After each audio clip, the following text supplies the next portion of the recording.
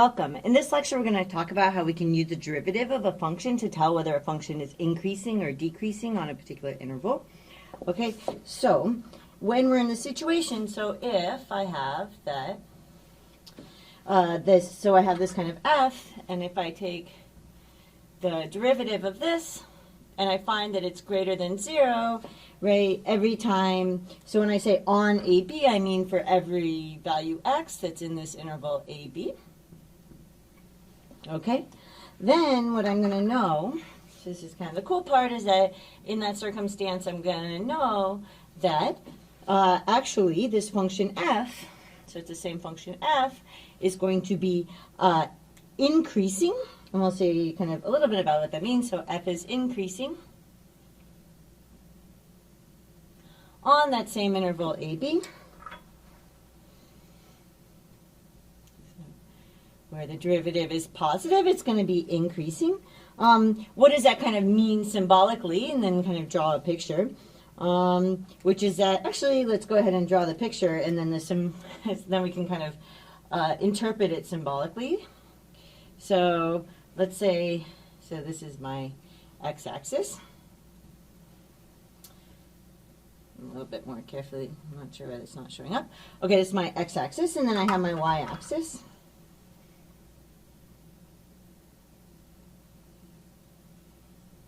Okay, and then I have my function. So I have my function y equals f of x. So what does it mean to be increasing? And maybe outside of this interval it's not, but if I'm in this interval, so I'm in an interval maybe, well, it's increasing actually. Why don't I do it precisely where it's actually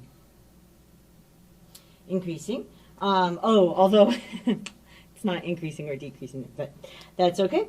So we're going to look at 2 points in between. So what happens with 2 points in between? So if I take, for example, this being an x1 and this being an x2, what has to happen? Well, what has to happen is that if I then look at, right, these values, so I go from this f, I go here, right, and then just to recollect, so what is this here? This is the point that has x1, and then it has f of x1, right? That's kind of how these work, right? And then this point here from going up, right, is the point x2, and then f of x2. So f of x2, right, which then tells me, so this height here, right, is going to be, this is f of x1. And this height here is going to be f of x2. And something that you'll notice here, right, x1 came before x2, and f of x1 comes before f of x2. Okay, so this is a way that we kind of write this symbolically, which is that we have that when x1 is less than x2, we know that f of x1 is going to be less than f of x2. Let's put those in, right? And you can kind of see that in the picture. So that's kind of nice. And everywhere along here, you can see that is a positive slope, right? Okay. Now, what's the other circumstance? The other circumstance is if, so now we have that the derivative is less than 0, so we have that this derivative is less than 0 on the interval.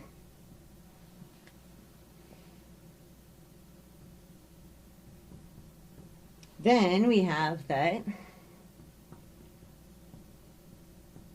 now we know that f is actually decreasing on that interval. So f is decreasing on this interval AB, on the same interval. Okay. And then we can look at this picture again. So this is a slightly different picture.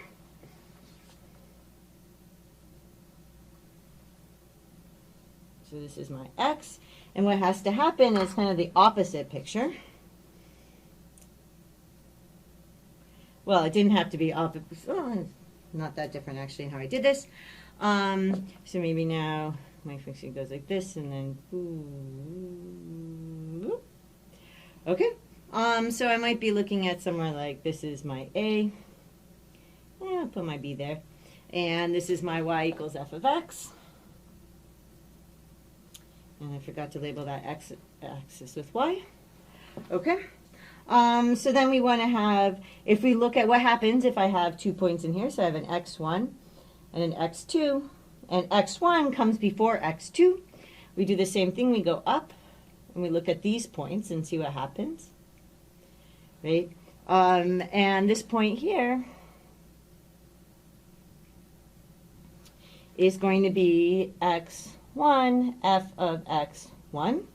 And this point here is going to be x2 f of x2. Right? And then if we go over here, right now we're in the opposite circumstance, right, where we have that f of x1 is above f of x2, or f of x2 actually comes before f of x1 in terms of increasing, right? So this one is to say, I didn't give my cloth there I usually use to erase, so I'm stuck using my fingers. Okay, so what I mean to say here is that when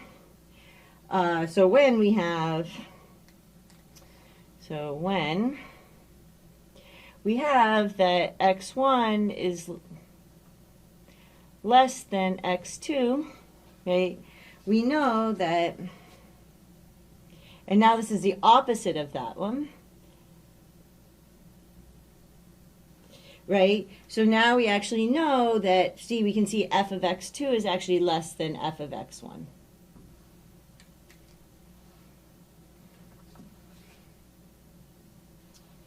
Okay, so this is kind of how we summarize this. So let's do a little summary down here.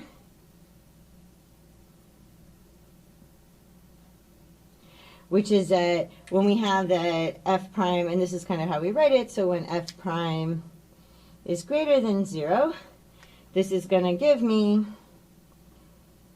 that f is going to be, we draw it like this is going to be increasing, okay? And when f prime is less than 0, then we know, like, the slope is less than 0, that's kind of telling us that f is actually decreasing. Okay, so what's going on is that the derivative is just telling us whether the function's increasing or decreasing. It just depends on the sign of the derivative. And this is another kind of way of interpreting it. Increasing can be if x1 is less than x2, then we know that f of x1 is less than f of x2. Okay, there we go. And you can see that in the picture. x1 is less than x2, f of x1 is less than f of x2. And then we have the opposite thing in this one, where when x1 is less than x2, I actually have that f of x2 is less than f of x1. Okay? So that's just kind of the meaning, technically, of increasing and decreasing. So, and now we can figure that out by derivatives. Hope that made some sense. And I will see you in the next lecture.